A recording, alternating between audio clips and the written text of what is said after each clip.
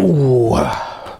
Yo, what's up, what's up, what's up? It's your boy Ill Will, and today we are talking about actually exporting your pictures into Instagram. I know sometimes you go to Instagram, you take this wonderful picture, like amazing picture, and then all of a sudden you load it up to Instagram or Facebook or whatever social media platform, and it just looks like straight trash, to be honest. So I'm actually going to help you with putting that picture on Instagram and making it look crispy clean with the best settings for exporting to Instagram or Facebook or whatever you use.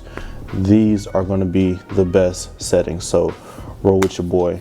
Stay tuned.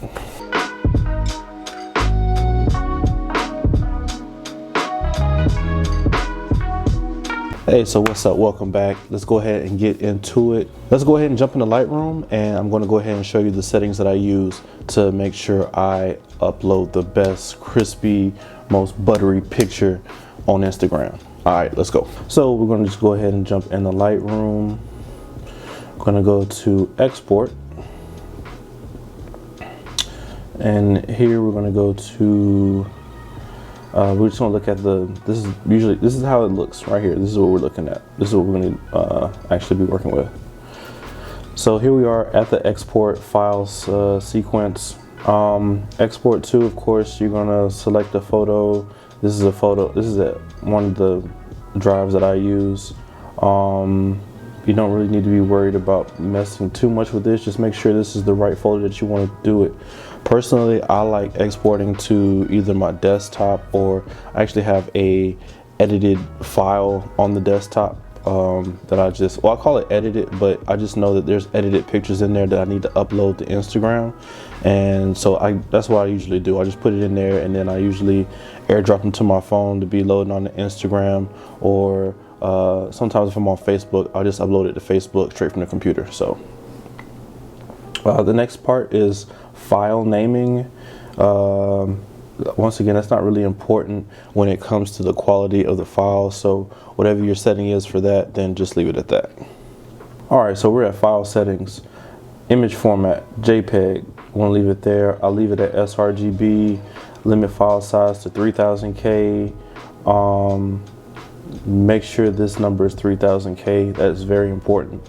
Image sizing, you want to make sure that your width and height is 3500 by 3500 pixels, and I put the resolution at 1350 pixels per inch. The thing is, you want to make sure that Instagram is getting all the information about your pictures. So the more information you're feeding Instagram, just like if you're doing 4K video comes out super crispy and almost realistic like, because you're feeding Instagram or YouTube a lot of information, so it won't have to decompress the file. Yes, it's a bigger file, but when you upload it, it's going to be super crispy clean, and that's what you want. Output sharpening. Now the output sharpening is really, really important. You need to go ahead and check sharpen for screen. This is telling the file that, hey, the sharpening, this needs to be sharpened exactly for as if we were viewing it on a screen or a digital object. So if you're uploading anything digital or for like a presentation, you always want to put screen. And for the amount, you always put high, not lower standard, of course. Metadata, I always skip over that. If you have a watermark, it's important. If you have watermarks, a lot of people don't actually know about this feature, but watermark, you just go ahead and put it on the pictures. It'll put it on the pictures when it exports it. So you pick the watermark, like a image or something that you want to use, and then actually what you're going to do is, if you go ahead and click watermark, let's just go ahead and go to it, and I'll show it to you. If you click it, you can see I have different names here for the watermarks that I have, but if you edit the watermark, you can actually pick where the watermark is going to go onto the page. All right, so in the watermark editor, what you're going to do is you're going to actually show. All right, so you can see that my watermark here, I actually uploaded my image, and that's when you choose it in the image options. So if you have a watermark, go ahead and click choose, and you'll be able to pick whatever watermark it is that you have saved on your computer or device. Then you're going to go down to Watermark Effects. I usually keep the size at about 15. Keep it proportional. Inset, I put 3 so it's always 3 whatever units that is from the outside of the image, from the border. And then here's the anchor part. This is important, so you can pick where you actually put the logo every time you save it.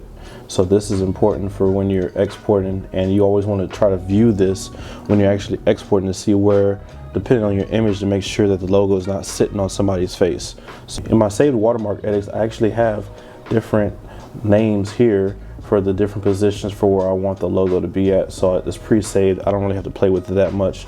And if I look at a picture, I can say, oh, I need to put watermark center or watermark right or watermark bottom, just to make sure the watermark is sitting on somebody's face in the photo.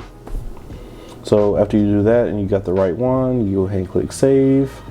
And you can also, I'm just going to back out of it and cancel it because I don't really want to use it for this photo.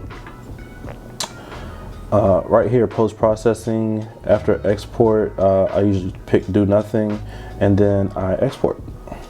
With that being said, those are the settings that I use for exporting pictures to Instagram or Facebook from Lightroom.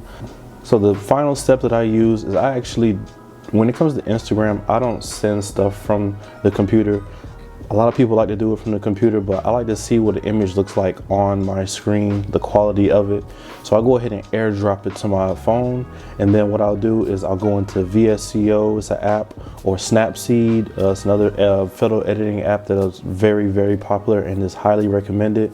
I'm not being paid to say that. Those are just 2 that I use, but I go in there, I make maybe a couple more, quick edits, and then after I do that, then I save it to my phone, and then I upload it to Instagram.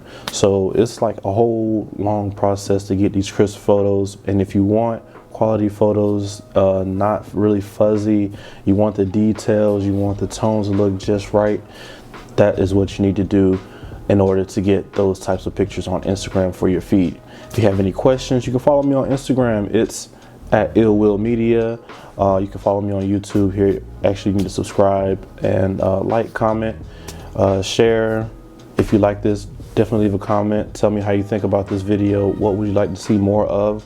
And if you haven't already subscribed, you're doing yourself a disservice. There's so much coming this year. 2021, my year. I'm going to own it. That's me all day. But it's your boy. It's your favorite photographer's favorite photographer, Ill Will. Now go out there and create. Yeah.